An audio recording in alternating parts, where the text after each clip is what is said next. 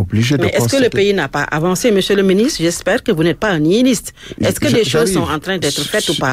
Ou des choses ont été faites ou pas? J'arrive, après je vous donne les statistiques. Allez-y, monsieur le ministre. Donc, refonder notre République, c'est ne plus laisser à un seul homme de croire que c'est un démiurge à qui on doit tout et qui dit « j'ai décidé, je suis inspiré », sans que l'Assemblée nationale, qui représente aussi les populations dont je parlais, de Dodji, de Goudiri, où j'ai vu une moto ambulance, c'est-à-dire une femme mise entre le conducteur et celui qui est derrière parce que la femme est trop faible pour s'accrocher au conducteur.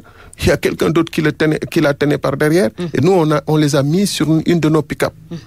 Moto-ambulance, pendant qu'on choisit des investissements qui ne rapportent rien.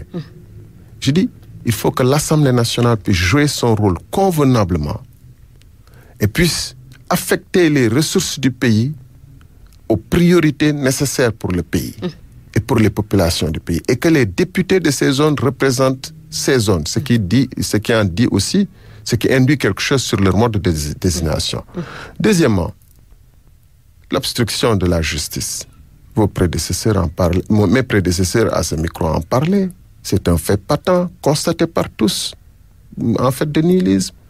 Il y a bien une justice sélective qui a tapé sur quelqu'un et qui a laissé tous les autres. Et sur le dossier du Prodac, on n'a même pas eu semblant d'exercice de la justice. Sur des dossiers hautement plus explosifs comme le pétrole, personne, c'est comme si le débat se passait au Mali ou au Botswana ou au Venezuela, puisque vous avez un Premier ministre, Abdoul Mbaye, qui dit « j'ai signé sur la base de faux », qui dit « j'ai saisi le procureur », qui dit « j'ai saisi le président de la République ». Un ancien ministre comme moi, qui dit « voilà les faits que je porte ». Il faut ouvrir des commissions d'enquête parlementaire. Rien, ça veut dire qu'il faut refonder notre République. Et ça, depuis les assises, on arrête de le dire, il y a eu des propositions concrètes. Nous nous engageons, non pas à revenir sur les propositions des assises, à l'exception du régime parlementaire, mais de les mettre en œuvre et de proposer un échéancier simple, clair et net pour les mettre en œuvre le plus rapidement possible, parce que c'est le socle de notre pacte républicain.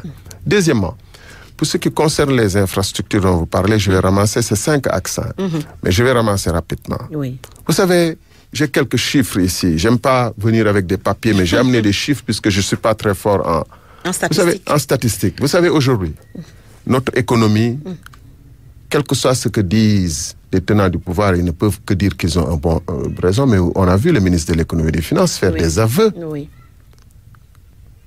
Au bout de 7 ans, quand on est arrivé à l'heure du bilan, d'abord, tout le monde sait que pendant la période de soudure de 2017, 245 000 personnes entre Podor, Matam et Ranérou n'ont eu droit à leur pitance quotidienne que grâce à l'aide des bailleurs de fonds.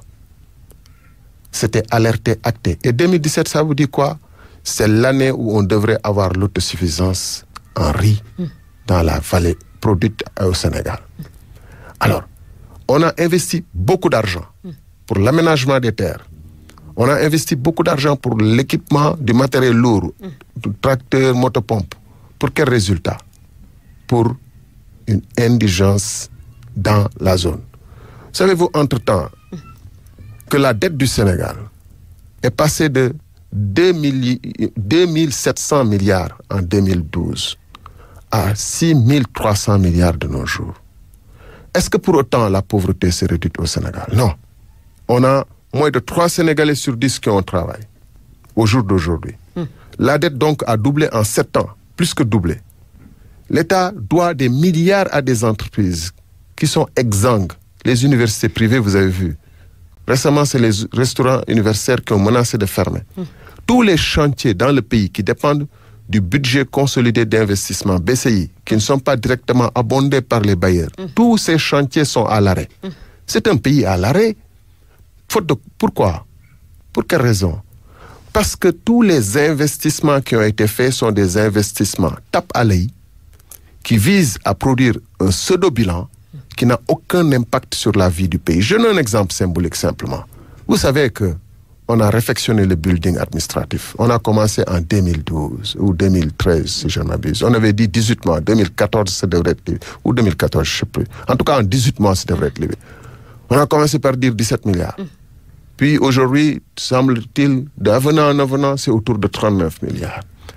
Parallèlement, pendant 4 ans, de 2014 à 2019, on loue pour l'ensemble des services et ministères qui étaient établis au building.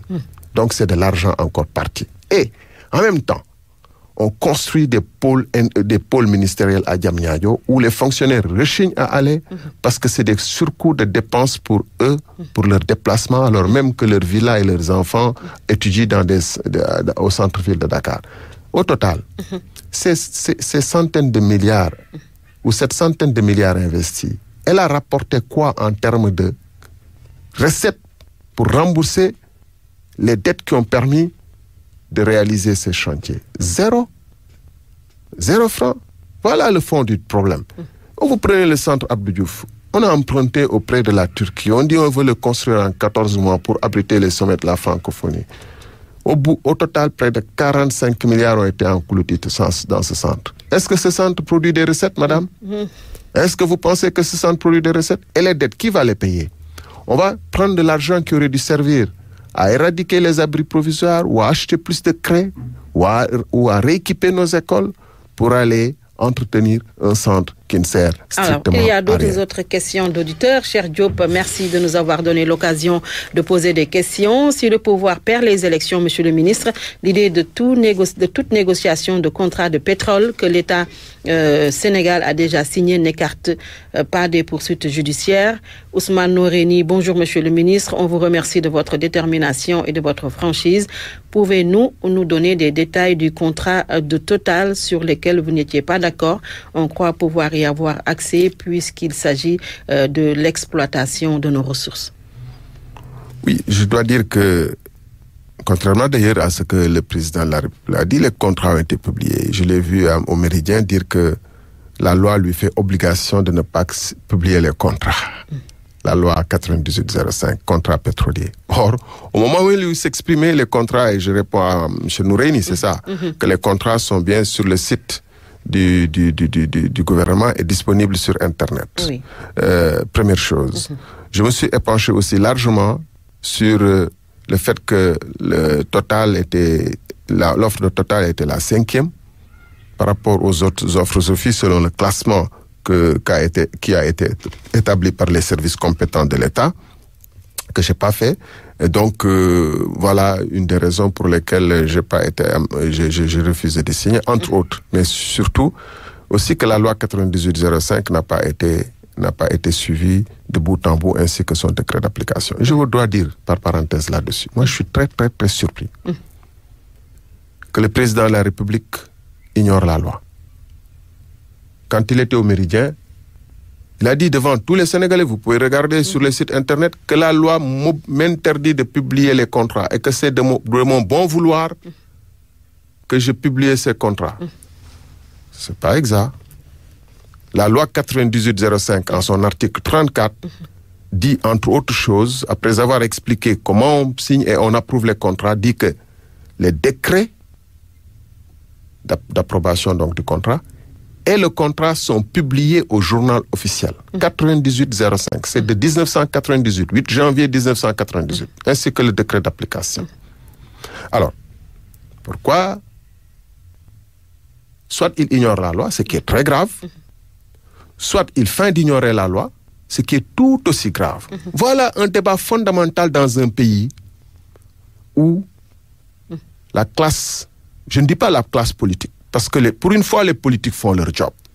C'est les intellectuels qui disent « ouais, c'est un débat de politiciens, ouais. » Voilà un débat fondamental. Moi, je dis, et on l'a entendu, et je donne les références, que le président de la République, soit il ignore la loi, soit il feint d'ignorer la loi. Pour moi, c'est la deuxième hypothèse qu'il faut. Puisque, peut-être justement, derrière les clauses de confidentialité, on veut enterrer les conditions dans lesquelles Timis sont sortis et laisser croire à l'opinion ce que je disais au début, c'est-à-dire qu'il n'y a pas eu d'argent échangé. Mais on y reviendra ultérieurement. Alors, il y a... Et deuxièmement, très rapidement, j'ai oublié une partie de votre... On va aborder les processus électoraux. J'ai oublié une partie de la question de M. Fall, le premier à avoir posé une question. Je le remercie de son intérêt pour ces questions. Alors, est-ce qu'il est possible de renégocier les contrats de pétroliers? Oui, oui et oui.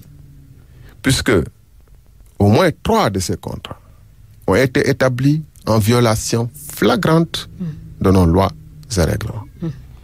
Et les 2 parties qui ont signé savaient qu'il y avait violation.